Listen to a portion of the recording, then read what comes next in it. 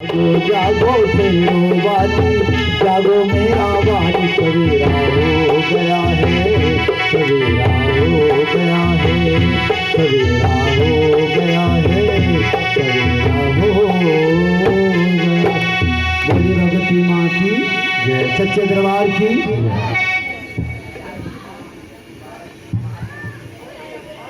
अभी अभी ये सभी बच्चे बैठ जाइए और जहाँ तक हमारी आवाज जा रही हो, देखिए अभी रात में काफी भीड़ थी और असली मित्र वही होता है जो अंत में साथ देता है।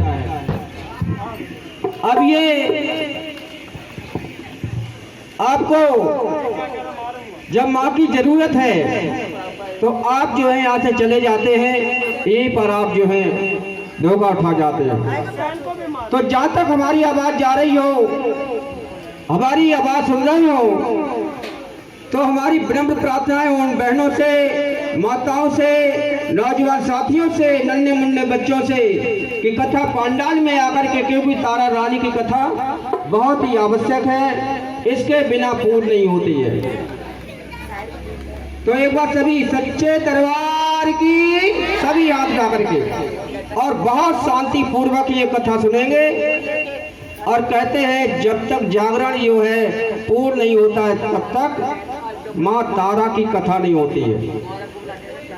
तो इसलिए बहुत ही ध्यान से एक एक शब्द सुनना है आपको। एक बार फिर बोलेंगे, वो सच्चे दरबार की। धन्यवाद।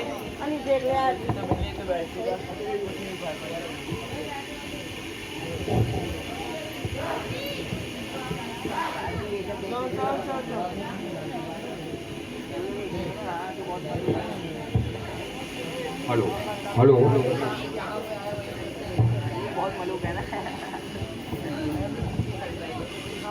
हेलो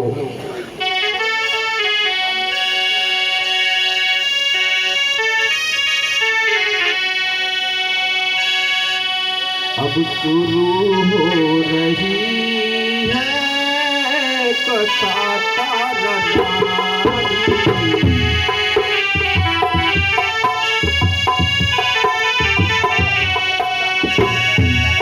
शुरू हो रही है कथा तारा रानी, शुरू हो रही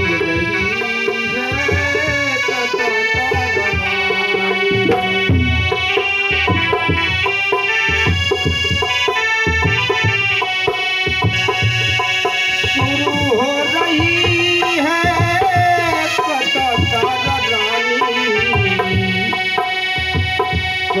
करके आता है मैं डूब पारी, चोरी करके आता है मैं डूब पारी।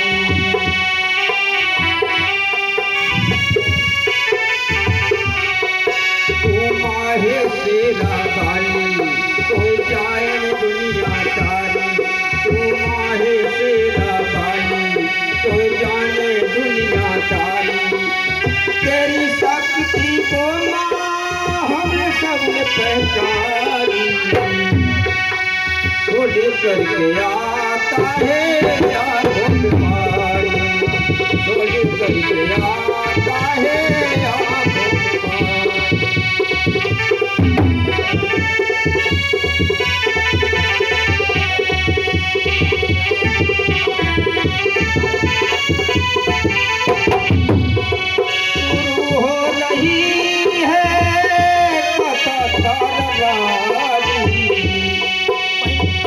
चोरी करके आता है भिखारी, चोरी करके आता है मैं जो भिखारी, चोरी करके आता है मैं जो भिखारी। बहुत सच्चे दरबार की बहुत ही एक एक शब्द सुनेंगे। और हम जहाँ जाते हैं मोटा तो है, मोटे के पास उन बहनों से हमारा निवेदन रहता है कि अपने साथ बच्चों को अवश्य लाएं। जहाँ सत्संग होता हो और जब भगवान या माता की चर्चा होती हो वहाँ जरूर लाए, क्योंकि अच्छी बात है जब बच्चा सीखेगा तो वो कभी भटकेगा नहीं। एक शब्द भी अगर उसके माइंड में घुस गया तो कभी भूलता नहीं है वो, इसलिए लानत कारण होता है। फोन दो, मैं फोन बच्चों बातें नहीं, ठीक है, मेरा नहीं है। क्या नाम है तुम्हारा? बात नहीं करती, चुपचाप हो। तो देखिए बहुत ही दुख की बात है ये। महाराज दक्ष की 2 पुत्रियां थी, अब वो 2 पुत्रियां किसके आशीर्वाद से मिली? माँ के आशीर्वाद से।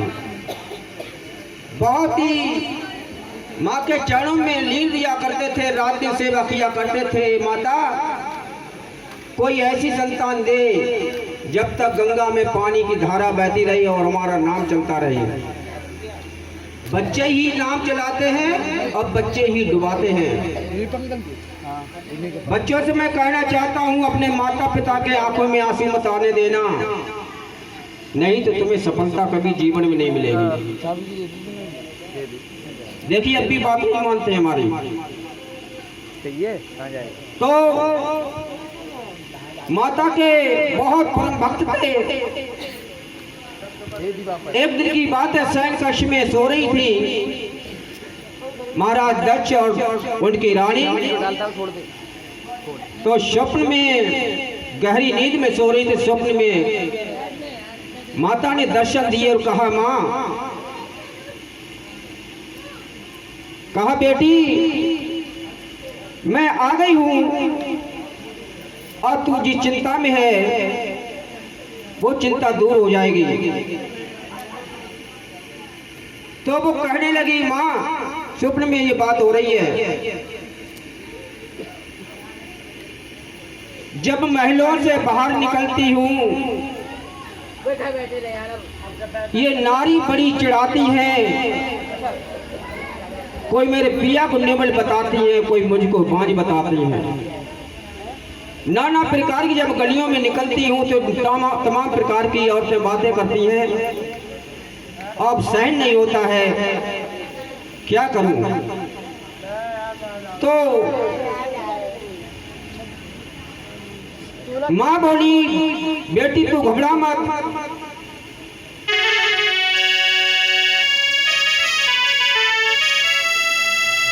कमल। माँ कहती है, बेटी सुनो लली मैं कहूँ भई, अब खुशियाँ आने वाली है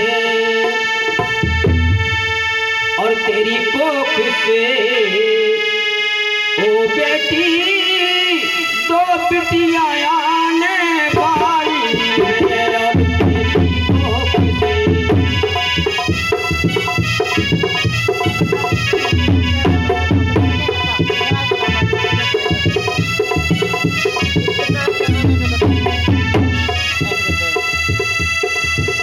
एक नहीं 2 आएंगी, फिक्र मत कर, तूने बहुत सेवा की हमारी, तो आज फल देने का समय आ गया है। और जब तक सूरज चांद रहे और बहेगी गंगा में धारा में, रहेगा नाम तेरा जग में, ये बचन हमारा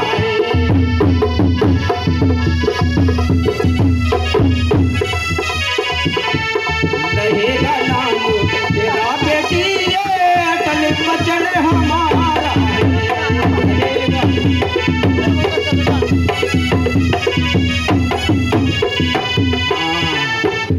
बोलो सच्चे दरबार की। आज माँ का कहना, भगवान का कहना पत्थर की लकीर के समान होता, मिट नहीं सकता कोई। तूने एक संतान मांगी है और हम 2 देने को तैयार हैं।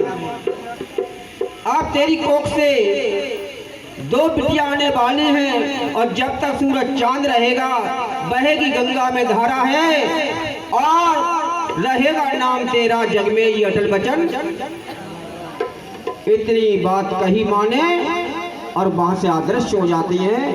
इधर रानी की आंखें खुल जाती हैं। और उस आशीर्वाद के मुताबिक रानी गर्भवती हो जाती है और एक बेटी ने जन्म लिया। उनका नाम क्या रखा गया? तारा। क्या नाम रखा गया? और तारा ऐसी नहीं थी, साक्षात्कार देवी थी, स्वर्ग लोक की परी थी। इतनी सुंदर थी, चंद्रमा का जो रोशनी है वो भी फीका पड़ जाए। और तारा का मतलब होता है तारने वाली, उठाने वाली, उन्नति में चलने वाली, घर को बनाने वाली तारा कहते हैं। तो आज तारा नाम रखा गया। महाराज तो वैसे ही थे, धन की कोई कमी नहीं थी।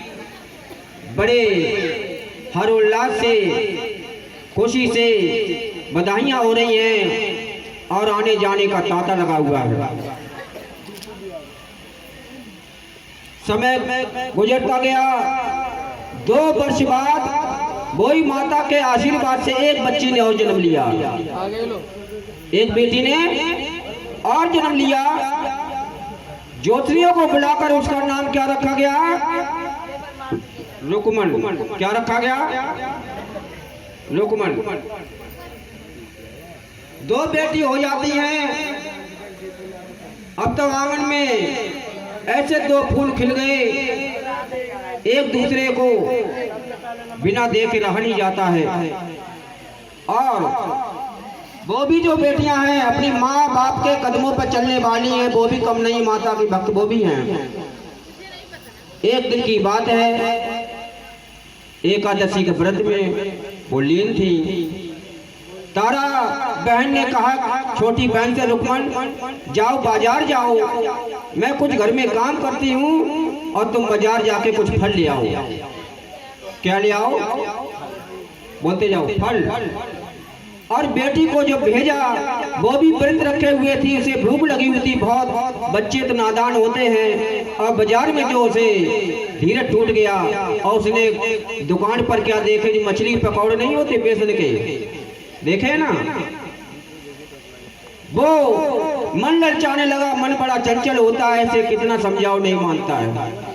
मगर वो बेटी थी और उसने गलती की और उसने अपने हिस्से के जो है पैसों से वो क्या बोलते हैं जी, मछली पकौड़े खा लिए।